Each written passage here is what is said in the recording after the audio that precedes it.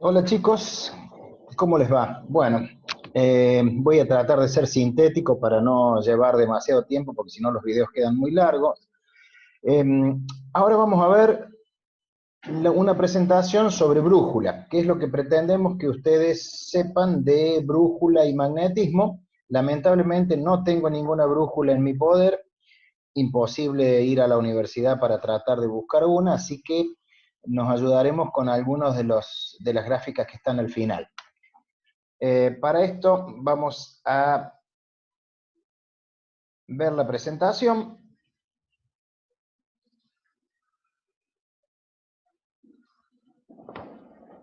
Esto implica además que ustedes realicen la actividad de brújula y dos de las preguntas, creo que son la 12 y la 13 que quedaron de la actividad A02, esto sería la actividad A03.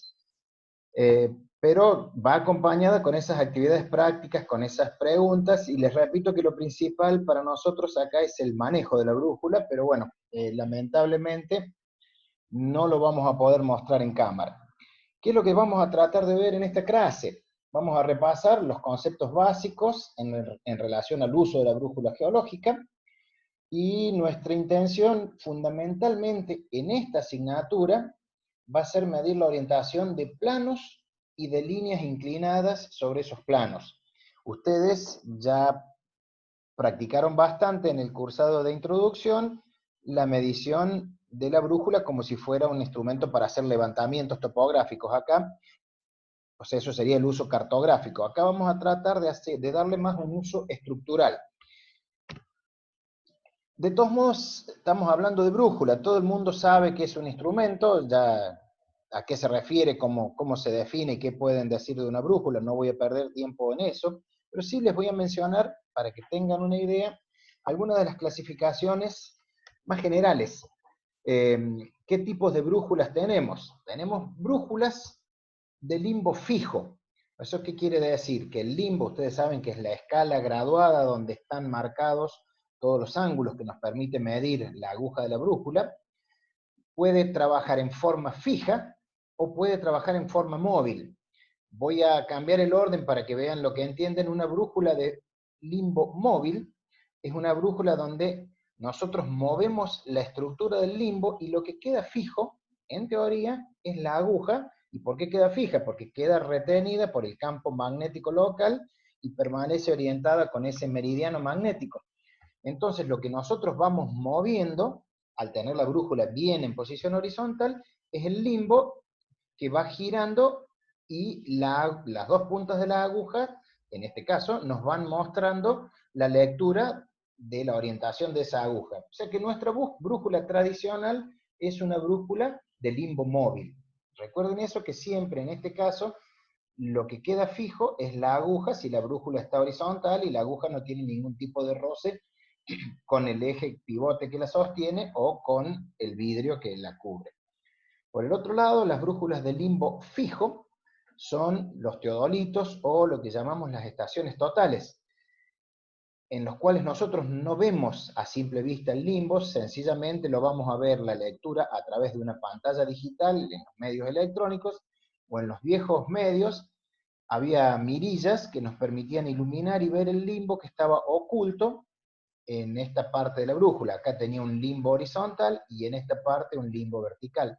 Del mismo modo, los aparatos modernos acá tienen un limbo horizontal oculto y acá tiene un limbo vertical. Obviamente esos limbos no los vemos directamente, sino que vemos las lecturas de nuestro aparato girando el teodolito en sentido horizontal o girando el lente en sentido vertical, saben, a través del eje horizontal, para leer los ángulos tanto horizontal como vertical, además de las distancias, obviamente.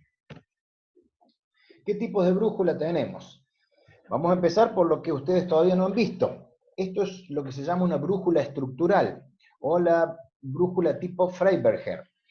Es una brújula que tiene una tapa y un cuerpo principal. En este caso, la tapa es indispensable porque el clinómetro más comúnmente usado es esta escala graduada acá, que nos permite medir el ángulo entre la tapa que está apoyada sobre un plano, obviamente la tapa copia el buzamiento, copia el plano, por lo tanto nos da la intensidad y la dirección de buzamiento, y hacemos la lectura acá en este eje, perdón, ahí no se ve, en realidad sería en esta escala, de la inclinación con la abertura de este ángulo, nos da la inclinación de este plano, y con la aguja, tiene un sistema de freno también para frenarla, vamos a leer la dirección del buzamiento. Están viendo acá que en esta brújula no estamos leyendo directamente el rumbo del plano, sino que la brújula está orientada de acuerdo a la línea de máxima pendiente. O sea, acá ya ustedes pueden ir intuyendo que estamos leyendo la dirección del buzamiento del plano. Además, tiene un clinómetro incorporado que también permite medir la intensidad de la inclinación del buzamiento poniendo la brújula en un plano vertical sobre uno de sus dos laterales, como la brújula común, pero la forma más común de usarla es en esta posición y leyendo la intensidad de inclinación en esa escala. Bueno, otro tipo de brújula, esta ya es una brújula intermedia, es una brújula Geo Brunton. Brunton es una marca comercial de brújulas. La mayoría de nuestras brújulas geológicas les llamamos brújula tipo Brunton, aunque están lejos de ser de la marca Brunton. Esta brújula es mucho más cara. Y ven que esta funciona como las brújulas normales que ustedes conocen, parecidas a las que hemos trabajado, pero además tiene el clinómetro, además de tenerlo ahí incorporado dentro del cuerpo de la brújula, con el nivel toroidal y el sistema de la escala de medición, tiene una escala que nos permite también, igual que la brújula estructural, medir la intensidad del buzamiento colocando el espejo sobre, o sea, la tapa, no el espejo, sino la tapa, la que apoya el otro lado, sobre la superficie del plano que queremos medir.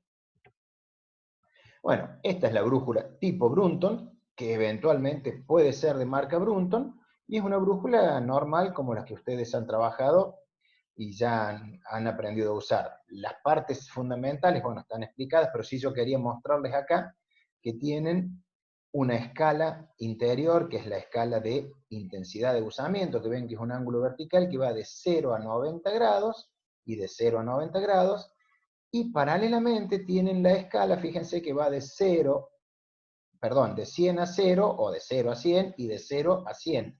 Y no es casualidad, justo el 100%, ahí tienen el dibujito de porcentaje, coincide con 45 grados. Ustedes ya estuvieron viendo lo que es una forma de medir los ángulos verticales en porcentaje. Bueno, estas brújulas, la mayoría tienen esta escala, no todas, que nos permiten medir el ángulo ya sea en grados o en porcentajes. Y obviamente lo vamos a hacer con el nivel toroidal.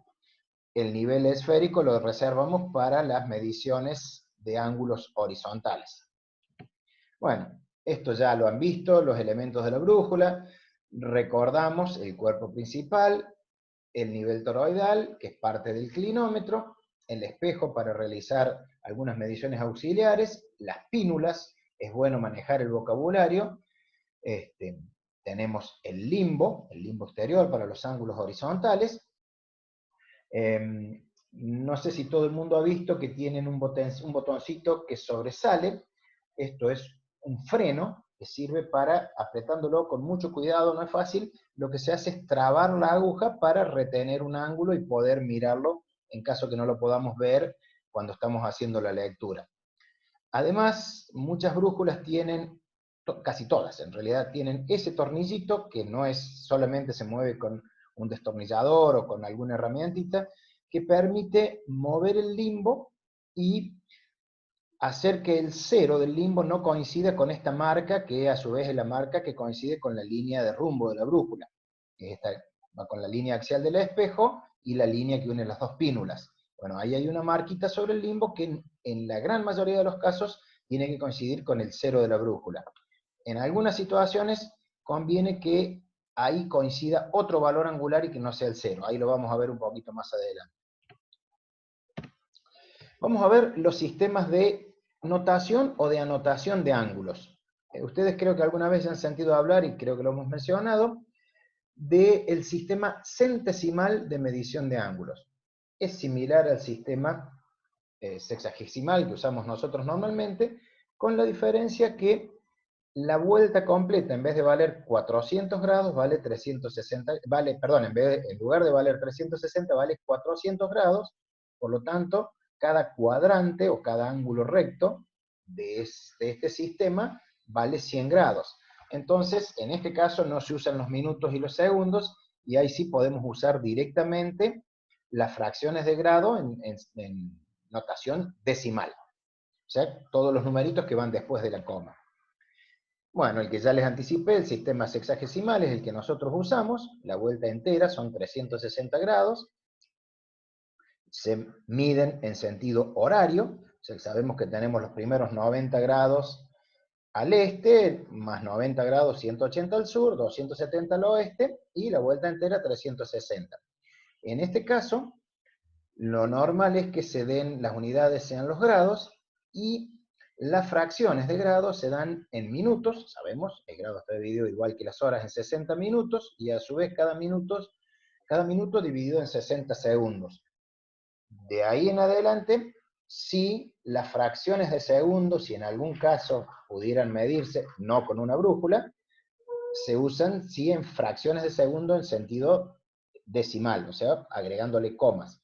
Obviamente, yo puedo expresar un ángulo también en grados, y la parte más pequeña del grado es hacerlas en fracción decimal, pero ahí tengo que sacar la cuenta. Por ejemplo, lo más sencillo es decir, un grado, 30 minutos, yo sé que es un grado y la mitad de otro, o sea que eso sería equivalente a 1,5 grados. Bueno, y así pueden hacer la transformación sabiendo que los 60 minutos son la unidad completa. O sea, la proporción es que parte decimal de un grado va a ser la cantidad de minutos que necesitamos representar.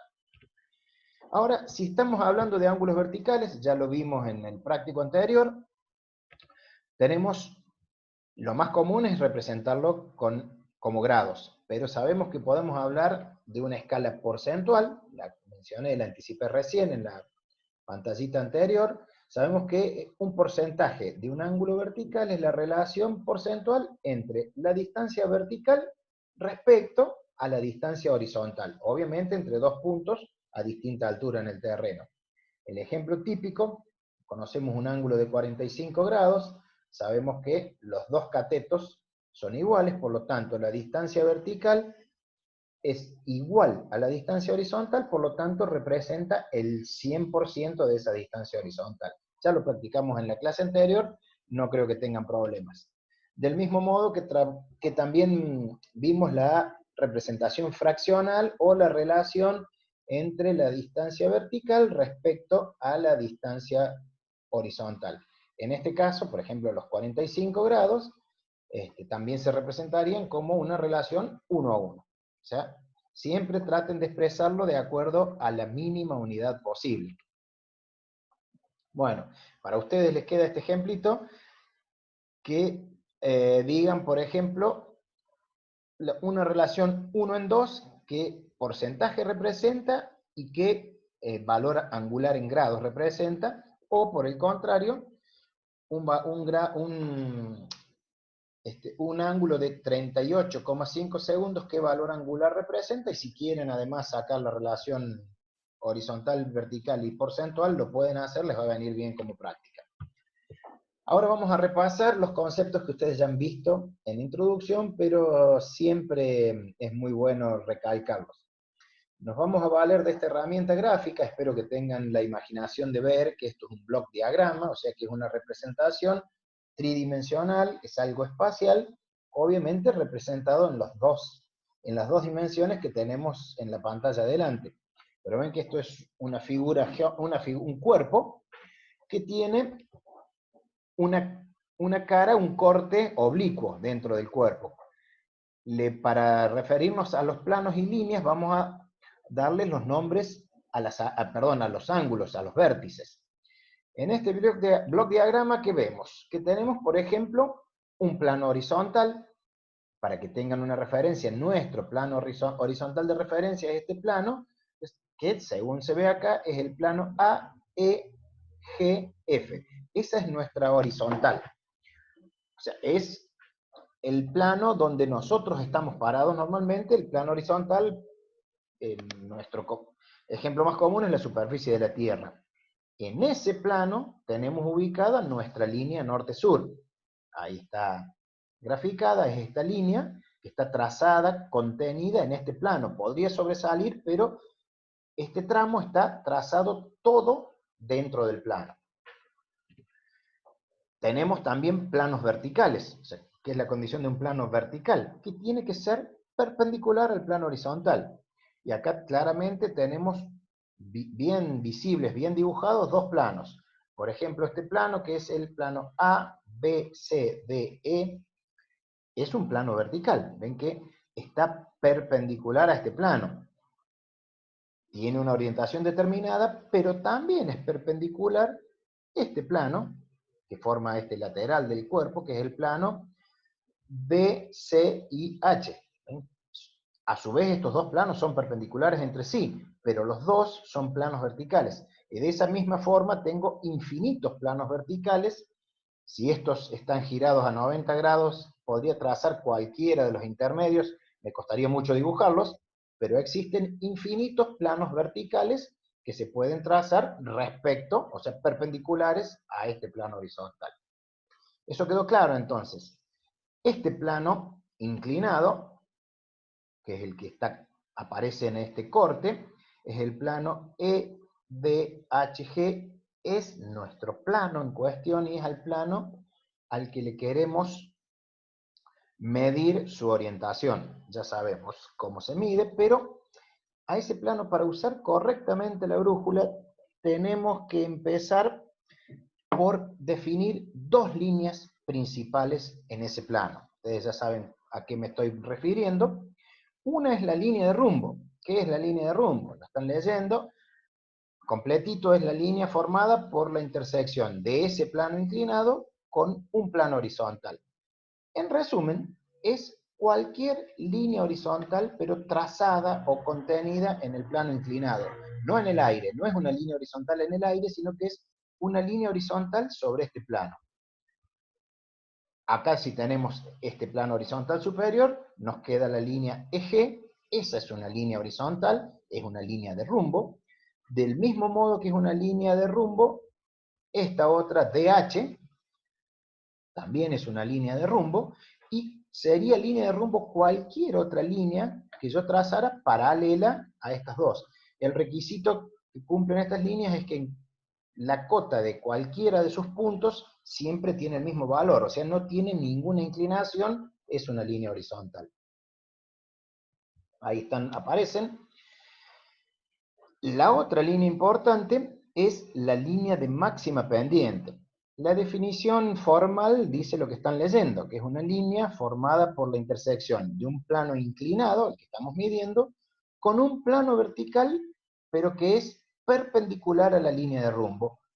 Por ejemplo, este plano que habíamos mencionado. ¿Y cuál es la línea que se forma por la intersección de este plano y este otro? Es la línea ED. Está claro que, en realidad, en resumen, es cualquier línea contenida, trazada en el plano inclinado, pero que cumpla la condición de ser perpendicular a la línea de rumbo. Por ejemplo, las dos que ya están dibujadas son la ED o, de este otro lado, la línea GH. ¿Estamos claros con eso? Bueno, ahora vamos a medir ángulos entre esas líneas. Ya tenemos definidas las líneas. Ustedes saben que el ángulo que más comúnmente mencionamos es el rumbo que tiene un plano. ¿Y cómo definimos el rumbo? Que es acá expresado con la letra griega alfa, o solemos usar esta abreviatura. Es el ángulo horizontal, o sea que está medido sobre el plano horizontal, formado entre la dirección al norte, esta línea arbitraria, que sabemos que es la línea que nos une el norte con el sur, y la línea de rumbo. O sea, la línea de rumbo ya habíamos definido que era esta línea horizontal EG, por lo tanto es el ángulo medido desde la línea norte-sur hasta la línea EG, hasta la línea de rumbo del plano. Acá está sencillo, ven que es un ángulo de aproximadamente 40, 40 y algún grados. Este mismo ángulo saben que se puede medir de 0 a 360 grados. De hecho, ustedes saben que lo pueden medir con cualquiera de las dos agujas de la brújula, por lo tanto saben que es un ángulo que va de 0 a 360 grados.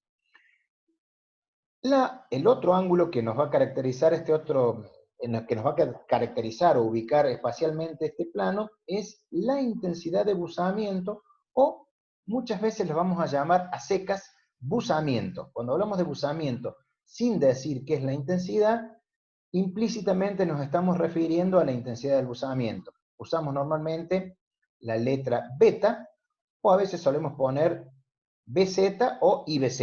Esto es intensidad del buzamiento. ¿Y qué es? Es un ángulo vertical. O sea, lo primero que tienen que decir cuando alguien les pregunta qué es la intensidad del buzamiento o el buzamiento, es un ángulo que se mide en un plano vertical. ¿Entre qué líneas? Entre la línea de máxima pendiente, por ejemplo esta línea ED, y el plano horizontal. O sea que esta otra línea que ustedes están viendo, que es la línea EJ, es la extensión imaginaria de la línea AE. Esta es una línea horizontal. Si es una línea horizontal, está en el plano horizontal. Por lo tanto, este ángulo, que va desde la línea de máxima pendiente hasta su propia proyección horizontal, si quieren, o hasta el plano horizontal, pero con la condición de que sea un ángulo vertical, es la intensidad del buzamiento. Acá también que podrían decir, bueno, estaríamos hablando de una intensidad de unos 30, 35 grados, o 40 a lo mejor. ¿Cuál es el otro ángulo que ustedes han trabajado en introducción? La dirección del buzamiento. Ven que tiene la palabra dirección. Es la del buzamiento, pero es la dirección. Cada vez que ustedes vean las palabras rumbo o dirección, estamos sí o sí trabajando en un plano horizontal. Entonces, todos los ángulos que vamos a medir son con la brújula en posición horizontal y respecto a la línea norte-sur. ¿Cómo lo definimos? Es el ángulo horizontal entre la dirección al norte y la proyección horizontal de la línea de máxima pendiente. Esta es la línea de máxima pendiente. Si nosotros la proyectamos, la levantamos hacia el horizontal, nos va a quedar esta línea IJ. Bueno, este ángulo gamma que va en el plano horizontal desde esta línea norte-sur hasta esta otra línea, que está justo encima de la línea de máxima pendiente, es la dirección del buzamiento. Ustedes ya saben cuál es la relación angular entre la línea de máxima pendiente y la línea de rumbo. Lo acabamos de ver en el práctico anterior, nada más que respecto al terreno. Ahí está la aclaración. Cómo se miden estos planos, ya se los dije, no voy a perder el tiempo. Bueno, esto también lo vimos. ¿Se acuerdan cuáles son las relaciones entre planos estructurales, rectos, y el terreno? Las curvas de nivel ya saben que tienen la definición escrita, que son el equivalente a las líneas de rumbo del terreno. Eso lo podemos chequear sobre todo en este sector central de este dibujo. Acá sí, claramente ven que tenemos líneas como líneas rectas. O sea, acá tenemos la línea de cota 95, hasta sucesivamente van bajando, tenemos una equidistancia de 1 metro hasta la de 90, y acá ya se pierde, pero en esta parte el terreno tiene un rumbo, que vemos que es un rumbo oeste-noroeste hacia este-sureste, o al revés, de un lado para el otro es lo mismo, y perpendicularmente tenemos la línea de máxima pendiente, que en este caso tiene una dirección única de sur a norte. Ven que el terreno baja de sur a norte, o sea que la dirección sería aproximadamente hacia el norte-noreste, podríamos decir unos 5 o 10 grados, no más de eso. Bueno, quedó representada esa relación, ya la habíamos visto antes, la volvemos a marcar. Ahora, ¿qué pasa si sobre este mismo plano, ven que estamos en la misma situación que antes, existe una línea, esta línea que está clarito que va desde acá, desde el punto K hasta el punto H, que ustedes pueden observar bien que no es una línea de rumbo, sabemos que las líneas de rumbo son las líneas horizontales, ni es una línea de máxima pendiente porque claramente no está perpendicular. Esta sí estoy marcando, es una línea de rumbo, ven que tiene un ángulo, y acá tiene otro ángulo. Es una línea orientada, pero está trazada dentro del plano. Esto puede ser una estría de falla, una línea de minerales orientados, no importa mucho ahora qué, pero puede ser una característica estructural de un plano de roca que particularmente nos va a interesar y vamos a necesitar, mejor dicho, medir. Bueno, a esa misma línea le podemos medir su orientación en el espacio. ¿Qué podemos decir? ¿Hacia dónde está inclinada? O sea, ustedes acá podrían decirme, sí, bueno, la inclinación de esta línea va desde el punto K hacia el punto H. Bueno, pero ¿hacia dónde se inclina? ¿Qué ángulo? ¿Cuánto se inclina respecto a la línea norte-sur? Bueno, entonces, ¿qué tenemos que hacer?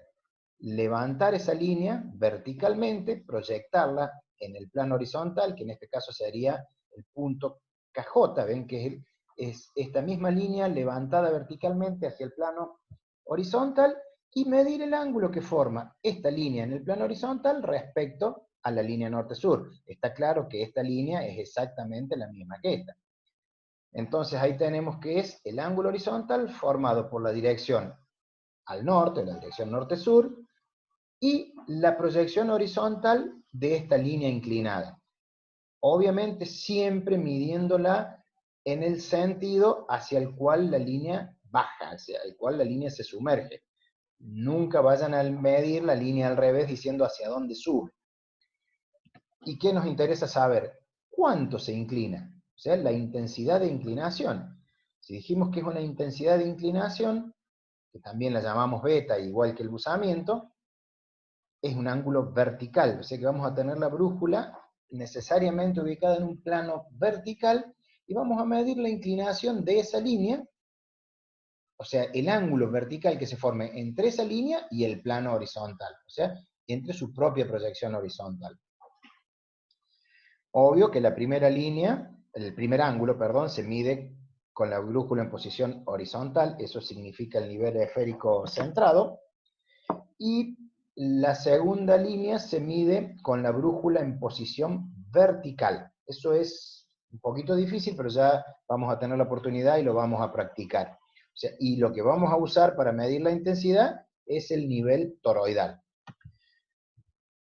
Ahí nos va a aparecer el concepto de buzamiento aparente, que es nada más que la intensidad de inclinación, o sea, la intensidad de buzamiento de cualquier línea inclinada en el plano que no sea la línea de máxima pendiente. ¿Por qué? Porque sabemos que la inclinación de la línea de máxima pendiente es lo que llamamos intensidad de buzamiento del plano.